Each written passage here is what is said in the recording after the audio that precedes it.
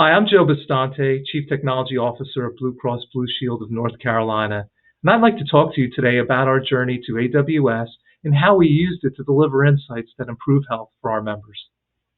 So why may you want to hear this talk? What may you get out of it? Well, a couple things. First is we have a quite unique approach to how we've brought together public and private cloud. It's actually worked out really well, and we'd like to talk to you a little bit about that. We'll share some learnings along the way, a few key insights, but also give a quick overview of how we've used the cloud also to build our machine learning environment.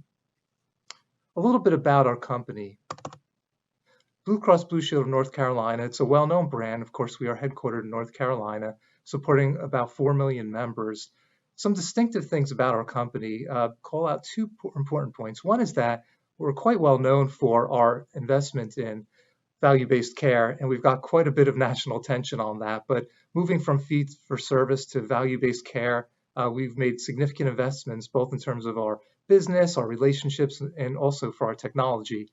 And also, we're a very well-recognized company. It's a great place to work. We've won many awards, great place to work, a great place to work in IT, a great place for working mothers, multiple awards for diversity and inclusion. So we're very much a mission-focused company we're truly committed to making sure healthcare is better for everybody. And that leads into our talk about the cloud this day. Before we go too far, let's just set a little bit of context around some of the challenges we had and some of the opportunities. Now, I'm sure you could realize that a company like Blue Cross Blue Shield of North Carolina, we've been around for almost 90 years. We have some of the oldest technology and we have some of the newest technology. So this was actually a big challenge. Think about it. We have people who have only worked on mainframes and only worked on COBOL. And then we have people who know nothing but the cloud and they're newer in their careers and only know the latest. So the change problem for us has actually been one of the hardest ones for us.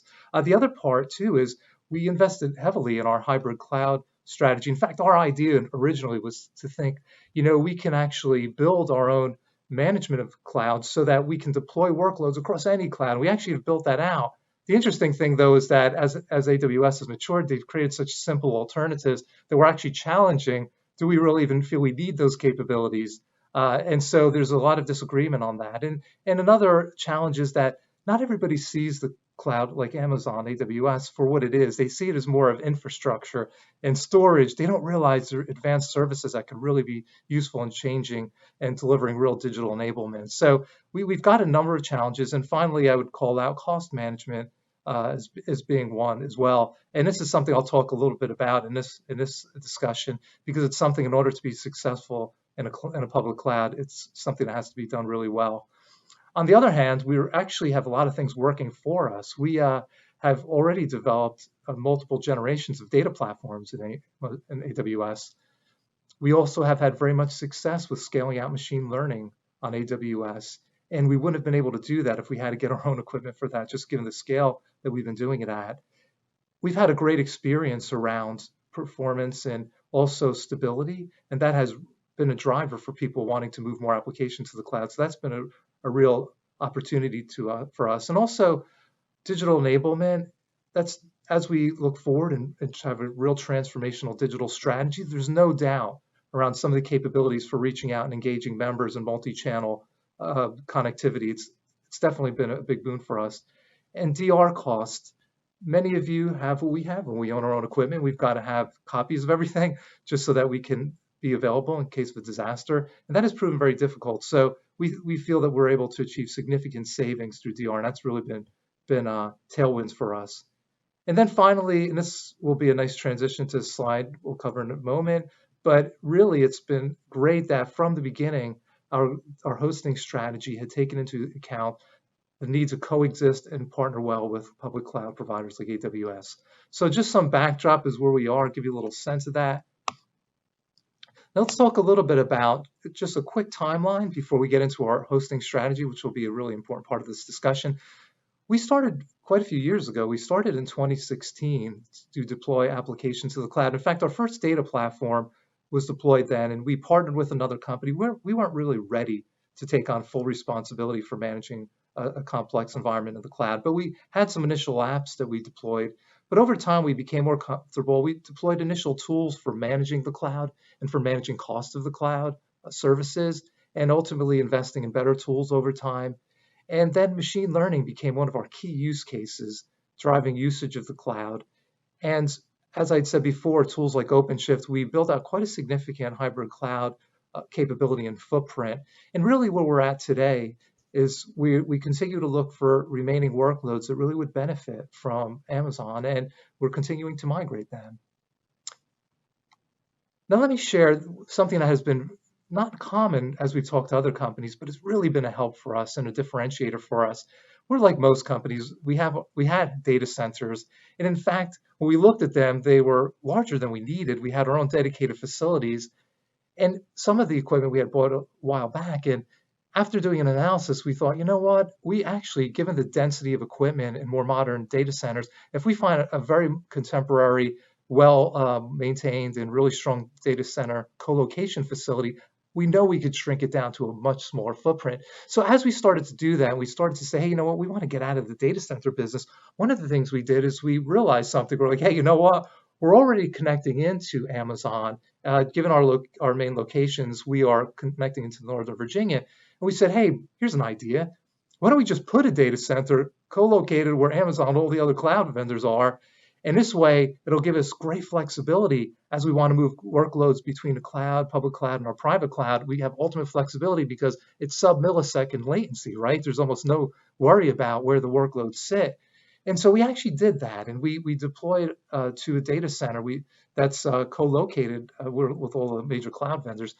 And in fact, it's worked so well that we had another co-location data center that wasn't cloud co-located, and we're in the process of moving that now. And I'm going to talk a little bit in a moment about how that was able to help our data strategy.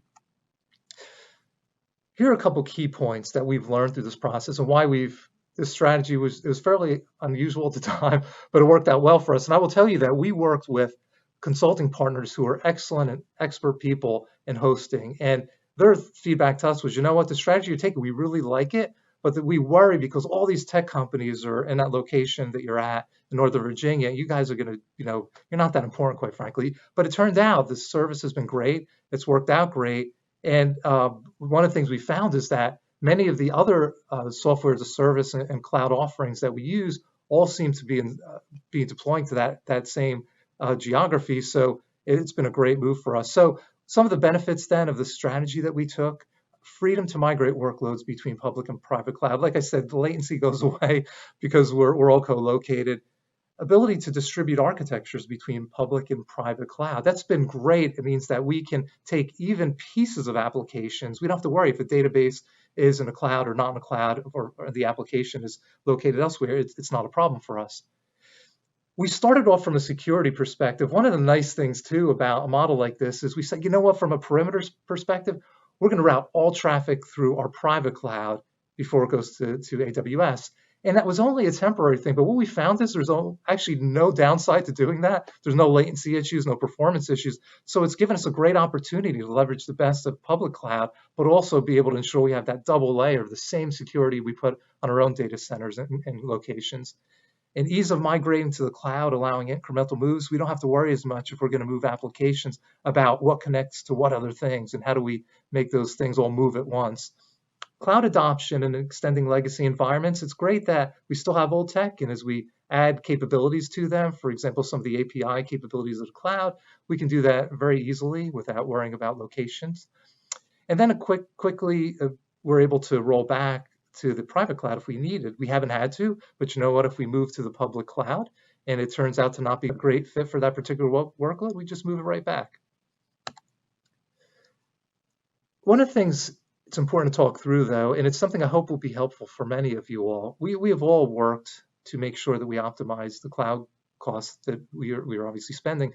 And one of the big discussions we have had, and I will share an opinion about this, is, do we go multi-cloud rather? As you look at some of the competitors to AWS, obviously, they have good capabilities too. And hey, if we want to be a modern company, we want to be in every cloud. Now, there are cases, obviously, where each cloud vendor has some advantages. But the message in a slide, and I know that you all can't see the detail on a slide very precisely, but I'll just explain it.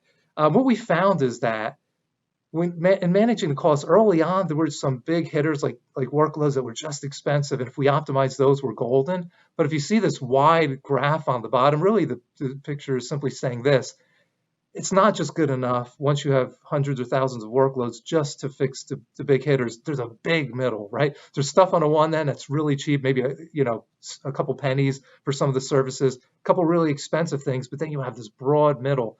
And so what we've come to realize is that you actually don't save more money from a multi-cloud strategy until you truly optimize the cost of your primary cloud. And for us, our primary cloud has been AWS.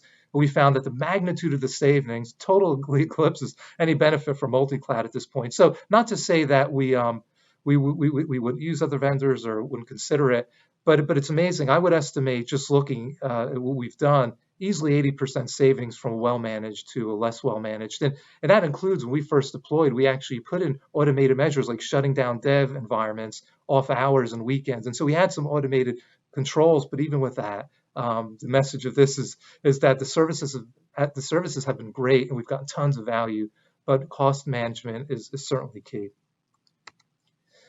Let's transition now to talking a little bit about how we use this model that I've just explained to you, and particularly for data and machine learning.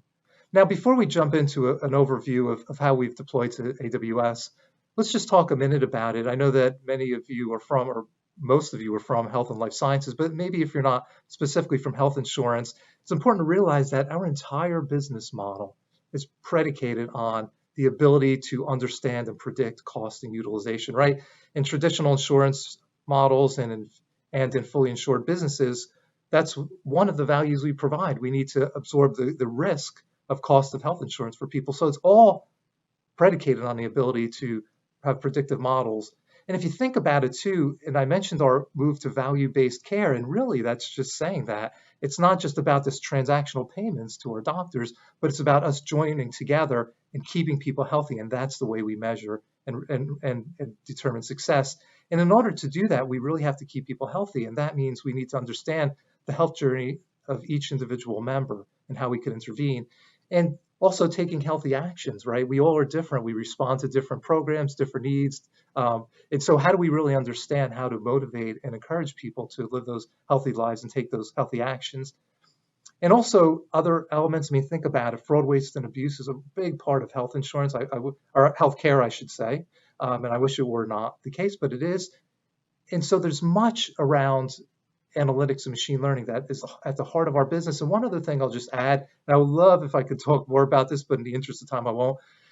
For all this to work, we've spent quite a bit of time building out proper governance and assurances that our models are not biased. We have healthcare medical professionals and doctors from within our company, outside our company. We've given much thought. We worked with multiple external parties to guide us and share ideas on how do we build the best model to avoid bias. So I feel remiss in not pointing that out just as a key point. But what we'll focus now then on, given insights and predictions and machine learning are central to our business, how did we deploy on Amazon? Well, here's a picture of the current model that we have. As I said, we've had multiple generations of data platforms in Amazon. And so if you look at the heart of this, we have platforms that we replicate in real time for all of our critical source systems, and we land all that data in Amazon and S3.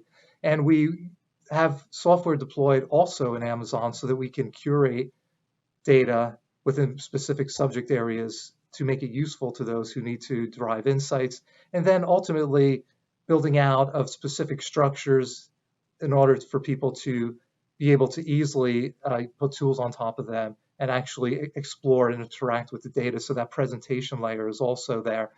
We support that. You'll see around the outer edge of this diagram, we have many other tools that complement it. We've recently deployed best of breed master data management, lineage tools, cataloging, security, rules enforcement on our data quality. So much there, it all centers around Amazon as being the center of our data universe.